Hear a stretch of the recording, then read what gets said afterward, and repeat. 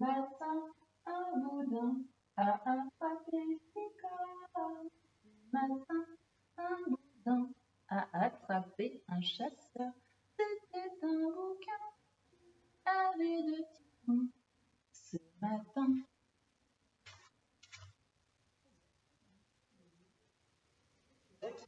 Pas de provision.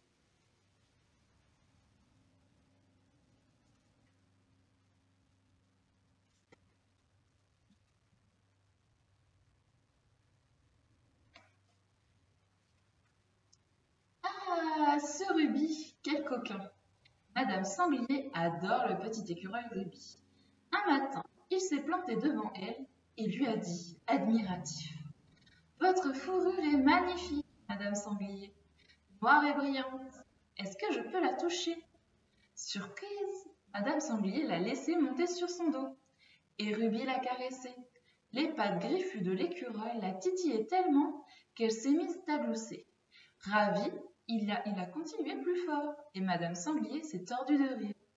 Depuis, la famille Sanglier au complet est devenue amie avec lui. Et ils organisent de longues séances de chatouille rigolade.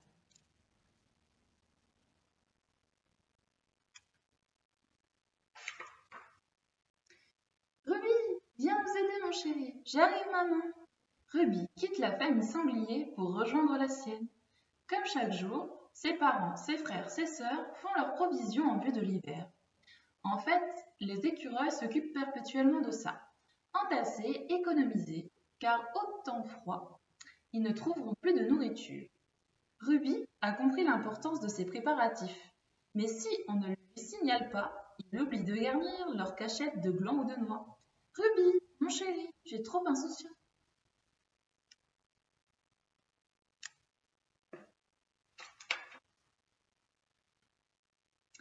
Après avoir apporté des pignons dans les réserves, Ruby tombe sur son ami Victor, un immense ours brun.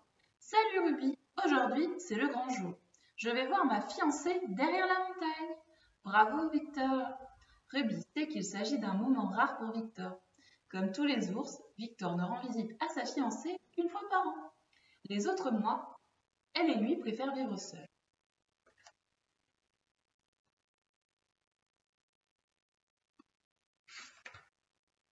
Ruby n'ose pas faire remarquer à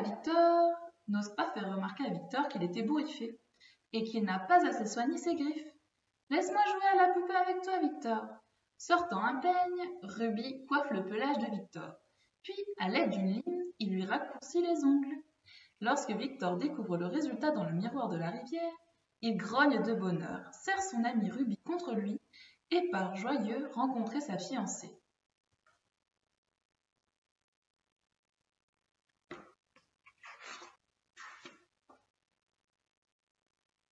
Ruby, mon chéri, viens nous aider. Oui, maman, j'arrive. Tu es vraiment trop insouciant.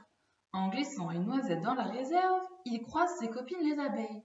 Ruby, le spectacle a lieu ce soir. Veux-tu bien vérifier notre chorégraphie une dernière fois? Mais mes parents vont encore me reprocher de... Oh, s'il te plaît, Ruby. Ruby les suit. Depuis le printemps, il leur fait répéter une danse dans les airs. Cela divertit beaucoup ces travailleuses. En plus, leur miel est encore meilleur depuis qu'elles s'amusent avec Ruby.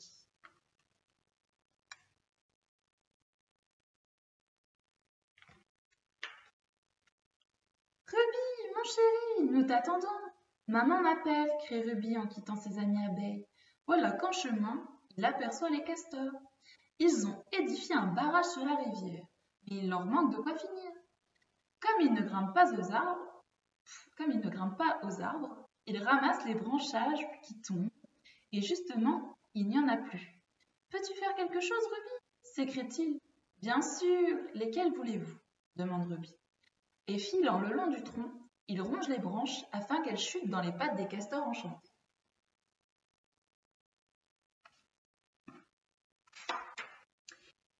Ruby rejoint enfin sa famille. Pour s'excuser de son retard, il raconte sa journée. Sa maman ne le gronde pas, mais lui rappelle ses devoirs d'écureuil.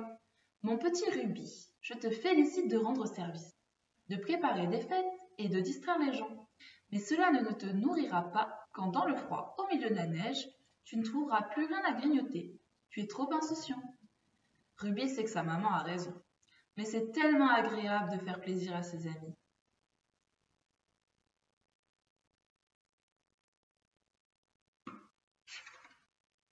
Cette année, le temps est sec. L'été comme l'automne n'ont pas vu la pluie. Soudain, une nuit d'octobre, un terrible incendie attaque la forêt, poussé par un vent furieux qui fait avancer le feu à grande vitesse. Panique dans la famille écureuil. Papa est tellement surpris qu'il en demeure paralysé. Lui qui prévoit tout n'a pas prévu ça. Que faire? Fuir en sacrifiant les provisions ou bien tenter de les sauver? Hélas, il hésite trop longtemps. Les flammes les entourent. Ils sont coincés et ne peuvent même plus bondir dans les branches d'un arbre voisin.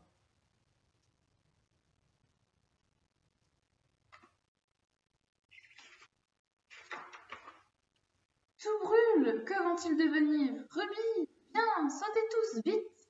En bas, Madame Sanglier et sa famille les appellent. Les écureuils s'élancent et les sangliers foncent à travers les bois en évitant les flammes. Ils déposent des écureuils au pied de la montagne, là où il ne reste plus que des pierres. La famille écureuil est hors de danger, mais où s'installer?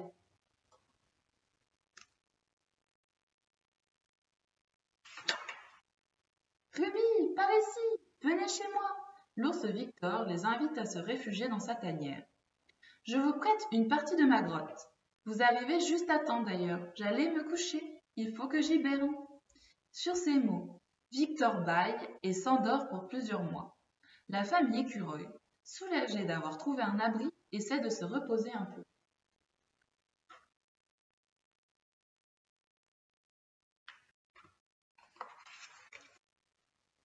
Le lendemain, le feu s'est arrêté. De la forêt, plus rien ne subsiste. Tout est devenu cendre. Maman et papa écureuil s'inquiètent. Nous avons échappé aux flammes, nous avons déniché un logement, mais nous n'aurons rien à boire, rien à manger.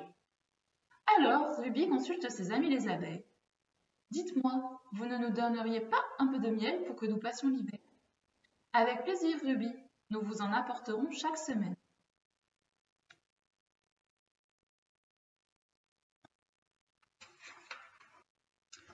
Il gagne ensuite le terrier des castors. Ma famille et moi habitons chez Victor cet hiver, mais nous risquons de mourir de soif dans sa caverne. On va pas ranger ça, tu es notre ami. Et les castors construisent un barrage. Il leur permet de détourner un étroit ruisseau qui vient couler devant la grotte.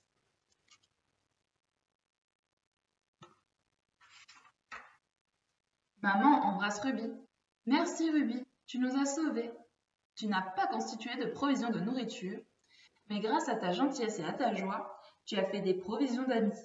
Nous sommes des écureuils normaux capables d'affronter des situations normales. Toi, tu es un écureuil exceptionnel, capable d'affronter des situations exceptionnelles. Me voilà fière de toi. Je ne me soucierai plus de ton insouciance.